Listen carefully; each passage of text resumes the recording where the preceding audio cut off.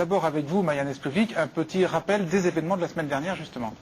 Voilà, c'était jeudi, après un match qui opposait le PSG à un club de Tel Aviv. C'est un jeune supporter du PSG qui a été tué par un policier qui tentait de protéger un jeune supporter du club israélien poursuivi par une foule plutôt hostile. Alors le policier était antillais, le supporter du Tel Aviv était français de confession juive, mais dès le lendemain, Nicolas Sarkozy parle d'insultes antisémites. Alors du côté de la justice, le procureur va assez rapidement privilégier la thèse de la légitime défense et du coup les jours suivants, les JT reviennent sur les nombreuses violences qui ont marqué l'histoire du club, du Paris Saint-Germain, et en particulier de la tribune Boulogne, dont les supporters sont réputés être les plus violents, avec pour preuve ces images de 1993 lorsqu'un CRS avait été gravement blessé dans les tribunes donc par les supporters du Paris Saint-Germain. Voilà, c'était un match PSG-Caen, c'était en 93. Et donc, Maya, c'est que cette condamnation, dans le passé, n'a pas toujours été unanime, en particulier il y a 2 ans. C'est vrai. Alors pour bien comprendre juste la situation à l'époque, on va regarder un sujet que vous aviez fait dans Stade 2, que vous aviez consacré à la guerre ouverte entre supporters et le président de l'époque, Francis Grail, qui avait décidé d'imposer des mesures plutôt contraignantes aux supporters, par exemple de présenter sa carte d'identité lors des déplacements à l'extérieur, etc., etc. Alors ça leur avait pas vraiment plu et ils avaient bruyamment manifesté leur mécontentement pendant un match. Le contrat local de sécurité, un texte qui prévoit de renforcer la lutte contre la violence dans les tribunes. Elles sont plus surveillées. On tente en fait d'établir une traçabilité du supporter. Qui est-il? Comment se comporte-t-il? Le PSG a nommé un monsieur supporter, Jean-Pierre Larue, ancien policier. Les virages ont le sentiment d'être brimés. Hier soir au parc, le message était clair.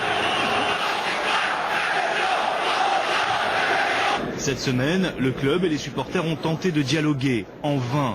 Le PSG veut faire sa police. C'est ce que pensent les supporters. Je ne fais que mon métier. C'est ce que dit Francis Grail. Dès lors, le dialogue est impossible. Alors chez les journalistes, les mesures de Grail ne font pas l'unanimité non plus. Donc les pros et les anti-Grail s'affrontent sur les plateaux, et notamment chez vous, Eugène Sacomano, où les méthodes du président sont carrément qualifiées de fascistes.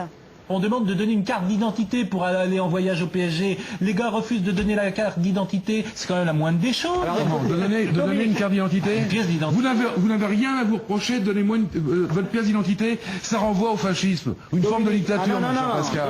Dominique. Je suis désolé. Dites-moi ce qu'ils veulent. Ils Quand ils veulent faire passer une buvette par-dessus la rambade, quand ils cherchent je vais vous dire ce qu'ils veulent. Ils veulent simplement qu'on rétablissent le dialogue. Ils ne veulent pas avoir affaire à monsieur Larue. Ils veulent que monsieur Grail, Francis Grail, reprenne les choses en main. Voilà. C'est-à-dire qu'ils permettent au sac à dos d'être rempli de fumigènes. Mais comment? Nous, ce qu'on demande avec Dominique, c'est que ces gens aient droit à la parole, oui, et qu'ils puissent dialoguer avec Francis Grail. Mais pas les 200 types qui foutent le feu dans les stades. Mais ils ont le droit à la parole, Gilles. Pourquoi ont-ils sifflé pas au l'État? C'est des supporters, ça? Ils sont comme ça.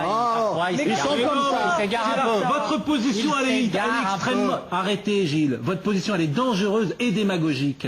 Il s'égare un peu. Non, c'est pas il s'égare un peu. Enfin, vous rigolez. Les mots ont un sens. Quand tu rentres dans une tribune avec une buvette et que tu es prête à la balancer sur une tribune en dessous, on ne s'égare pas, là. Mais ça... Vous rigolez, j'espère, Gilles. Là, pardonnez-moi, mais je rejoins totalement l'avis de Gilles Verdez. Je crois qu'un stade de foot n'est pas peuplé par les hauts salaires, mais je dirais pas, on va pas faire une lutte des classes. Mais moi, je préfère les supporters aux spectateurs bien nourris, avec des hauts salaires à 10 000 euros par mois.